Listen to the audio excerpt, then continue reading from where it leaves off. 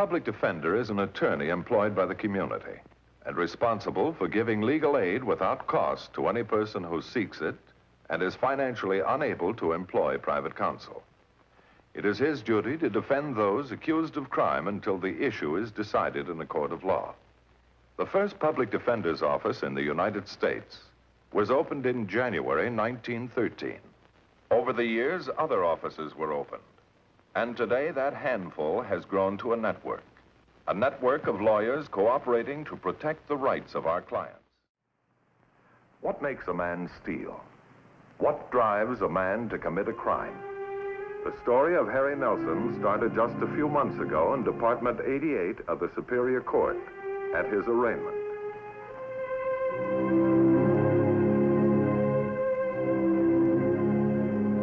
Harry Nelson.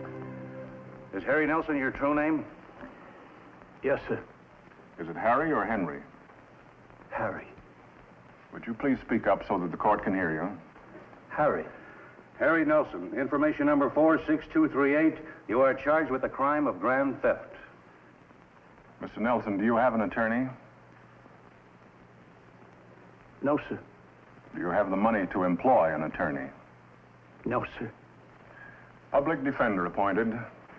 We waive further reading, Your Honor. 28th for plea. You? Court is recessed until 2 o'clock this afternoon. What are we going to do? What's going to happen to us? Easy, Mom. Don't cry. Things are bad enough. Come on, Mom, let's go. How could he do such a thing to us? How could he do a thing like this to his family?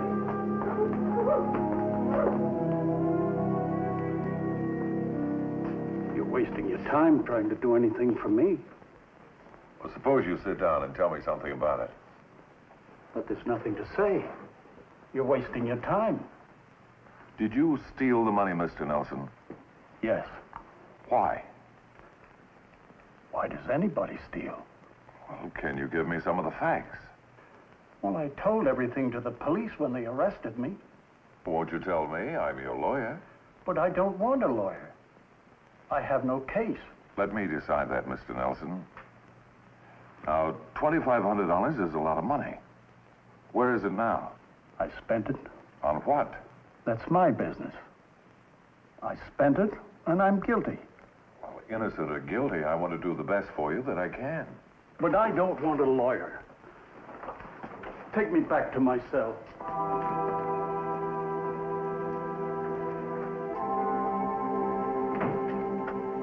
Despite the fact that Harry Nelson didn't want counsel, it was my responsibility to defend him. His wife and family lived in the south end of town. Every night after supper, he'd leave. Where did he go? We said he was going to take a walk. Well, when did he come home? Late. Most of the time, I'd be sleeping when he got in. Where do you think he really went, Mrs. Nelson? He stole $2,500, didn't he? It must have been for somebody else.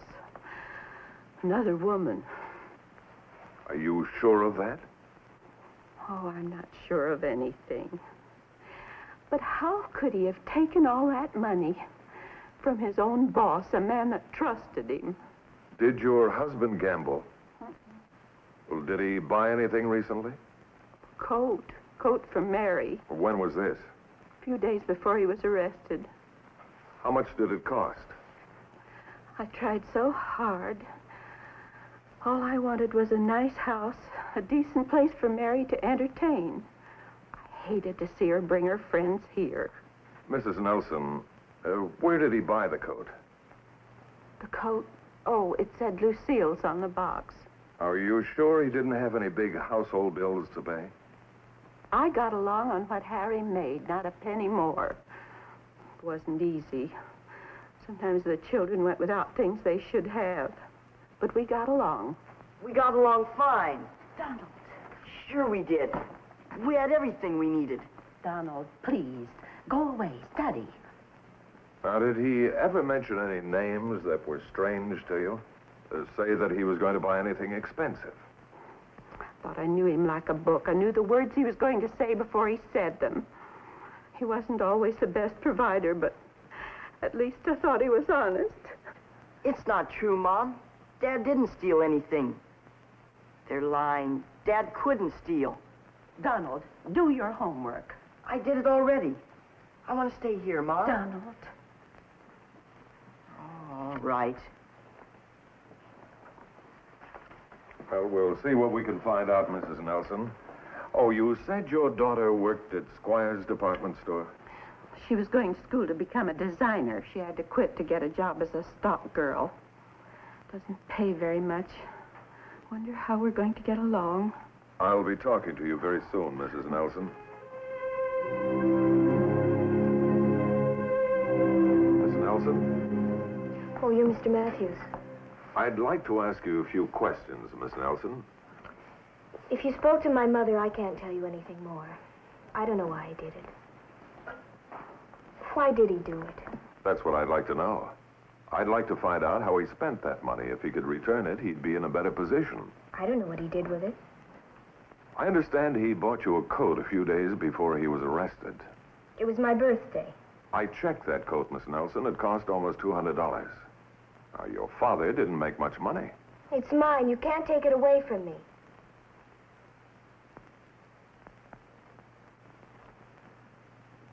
Your mother said that he took walks at night. That's what he said. Who was he seeing? How should I know? I wasn't with him. Miss Nelson, your father's in jail. Is there anything you can tell me that might help his defense? That coat was the nicest present he ever gave me. Thank you, Miss Nelson.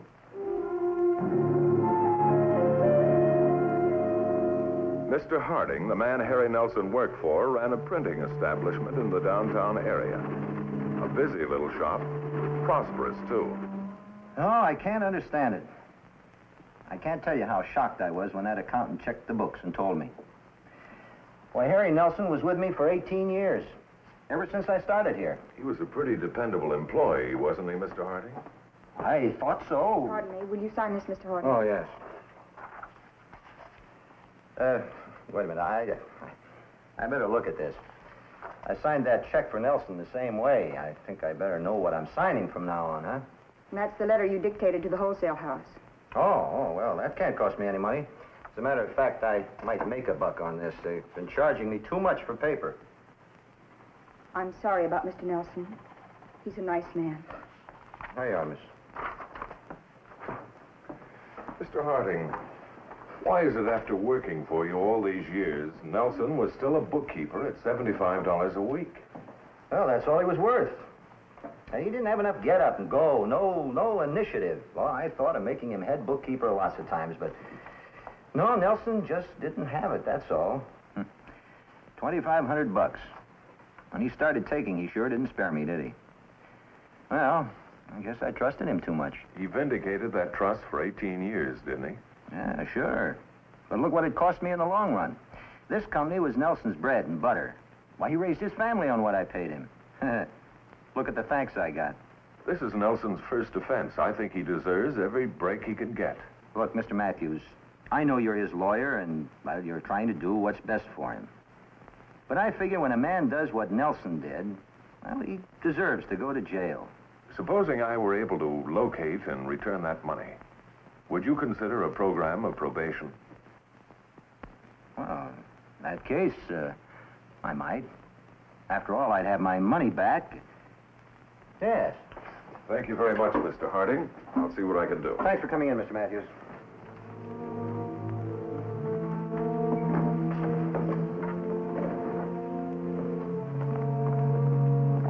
Mr. Matthews, wait.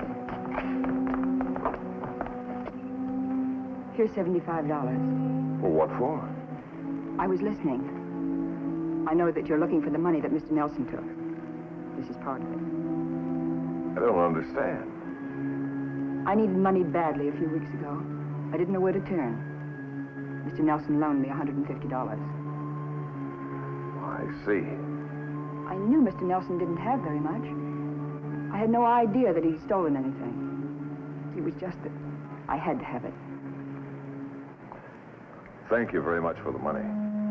I appreciate your telling me about it. I'll bring the rest to your office in the next day or two.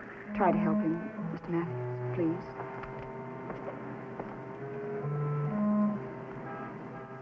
was a strange case. A stubborn, angry client, a bitter, unhappy family, a fellow employee to whom he loaned $150 of stolen money.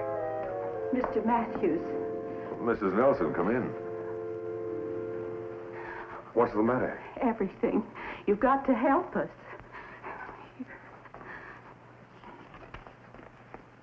When did he leave this? I don't know. Late this afternoon, I think. Nobody in the neighborhood has seen him since. What are we going to do? Have you notified the police? Who can I turn to?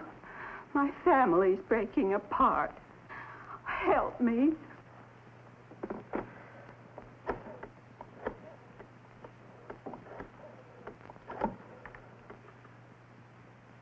Captain Billings, please.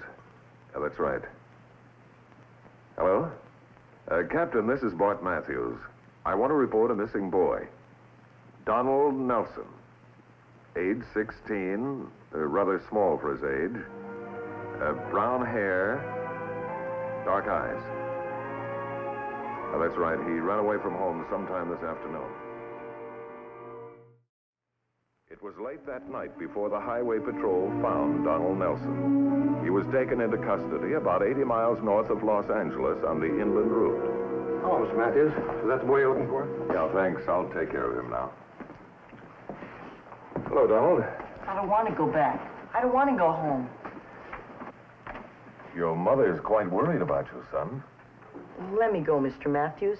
I'll be back after a while. Where were you heading? Up north. Kind of a bad time to be leaving your folks, isn't it? I couldn't stay, Mr. Matthews. The way Mom's talking about Dad. He's a great guy. Sure. I know how you feel. And what did you do? Forget to duck? Well, some kids at school made some wisecracks. They look at me as if my father was a gangster. Running away doesn't help things, Don. What were you going to do? Go to work. At what? Fruit picking, anything. I'll pay Mr. Harding back. Every penny.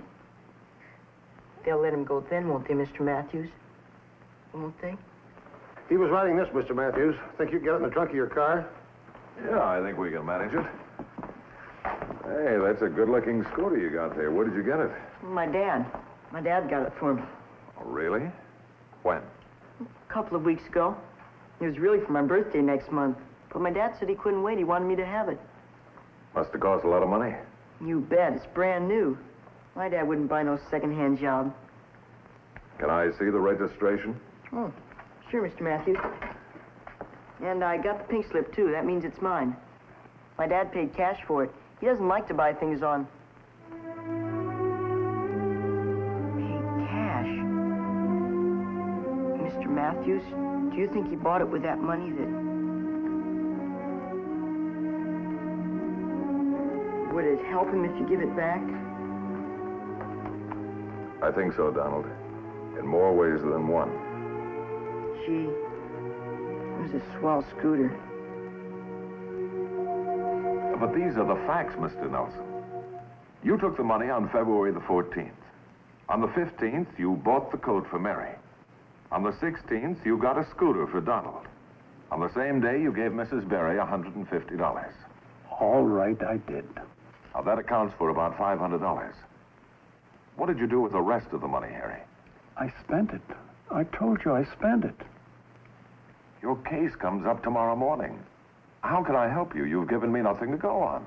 But I told you I didn't want a lawyer. I don't want one now. Why don't you leave me alone? What did you do with the money? Why did you take those presents away from the kids? They deserved them.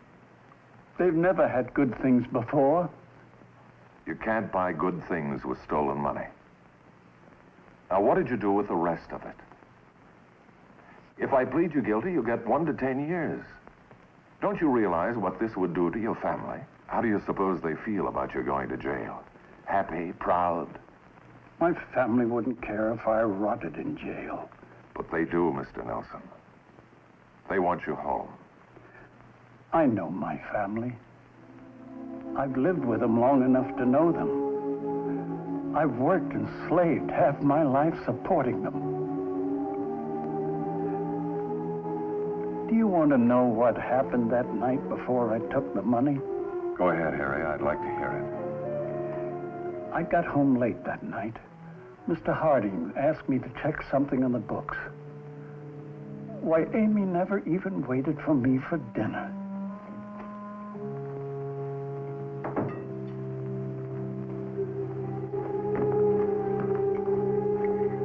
Hello, everybody.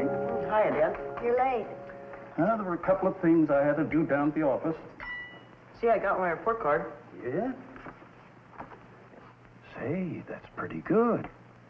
2 A's. That's fine work, Donald. Yeah, but I think I got gypped in math. How are you doing in designing school? I'm doing all right. We owe tuition again. Oh, okay. I'll find it someplace. Well, this is a fine time to be getting home. I had to work overtime. Overtime? That's the second time this week. You shouldn't, not unless Mr. Harding pays you more money. Please, I'd like to enjoy my dinner. I'll see you later. Sure, son. Say, they were really fine marks he got. Harry, Mary hasn't heard from Jack in almost a week. That's too bad. They have a little quarrel or something? No, we didn't quarrel. He just hasn't called, not once. What's the matter with her? Did I say something wrong? Harry, you're blind, positively blind. I don't know what you're talking about. They were getting along fine. Mary even thought he was going to propose until she brought him over here that night. Harry, we've just got to move out of this place. Look at it, broken down. It's too old to make anything decent out of it. The neighborhood was bad enough when we moved here, and now it's impossible. Amy, I would like to live in a better place, too. But we can't afford it. Ask Mr. Harding for a raise. I can't. I'm just a bookkeeper. And he's paying me the same as he would any other bookkeeper. You're not any other bookkeeper. You've been with him since he started. Our children deserve a better home. Please listen to Mom. Dad, I'm ashamed to bring anybody here. Mom and I saw the cutest little house. 3 bedrooms, everything we could possibly want. It's beautiful, Harry, and we could furnish it reasonably on time. It's a wonderful neighborhood, and Mary would be so proud to... Amy, houses and furniture cost money we haven't got. You haven't eaten your dinner. I'm not hungry.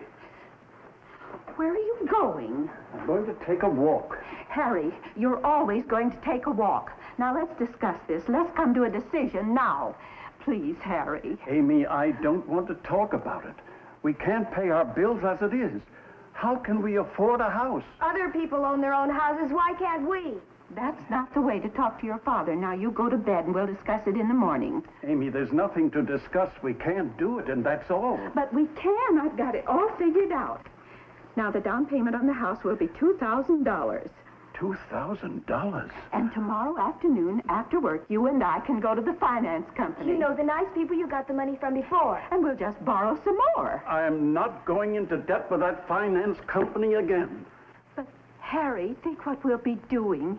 We'll be giving our children a real home. A real home. But, Amy, this is all we can afford.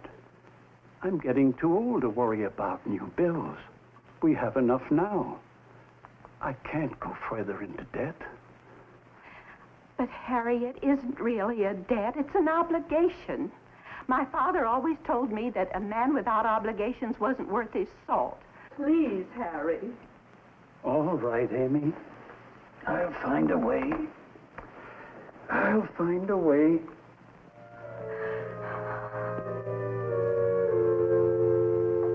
I kept thinking about that on my way to the office the next day.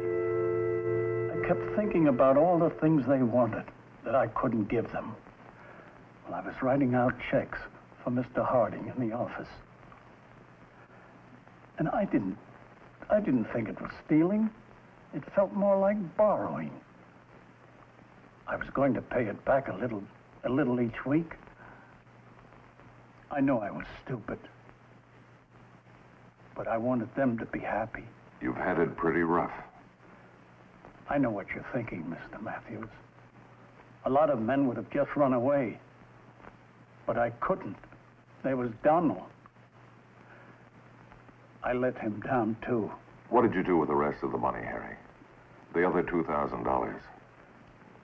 It's an escrow, Mr. Matthews. Down payment on the house that Amy and Mary wanted.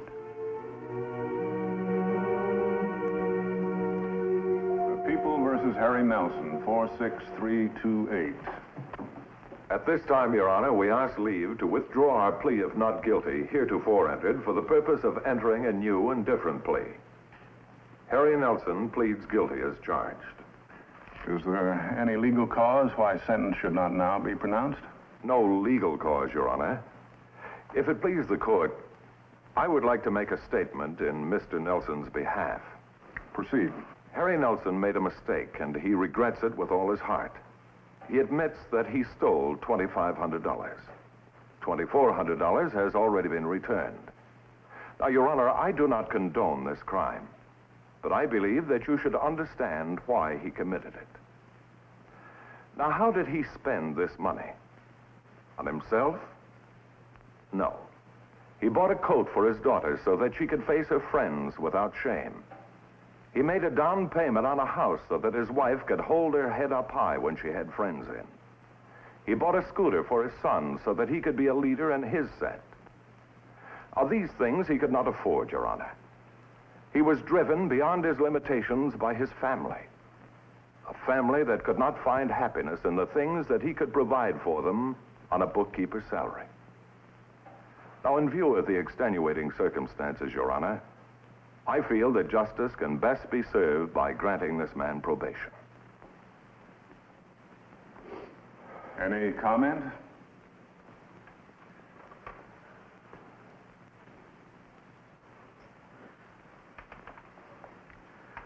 No objections, Your Honor. The defendant will please stand.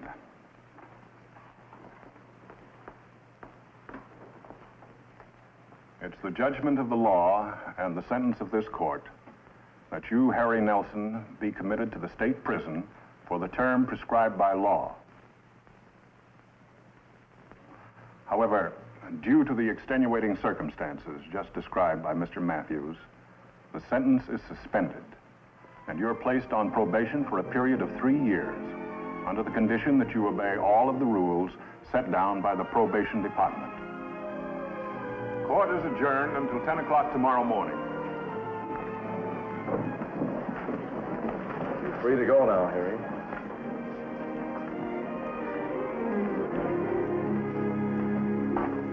Gee, Dad, it's wonderful. Come on, Dad. Come here, let's go home.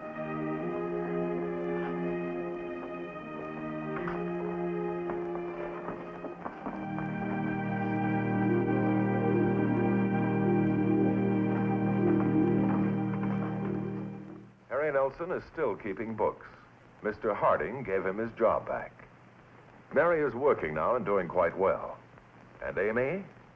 Well, Amy is satisfied with what she's got. And she ought to be. I think Harry Nelson is a good man.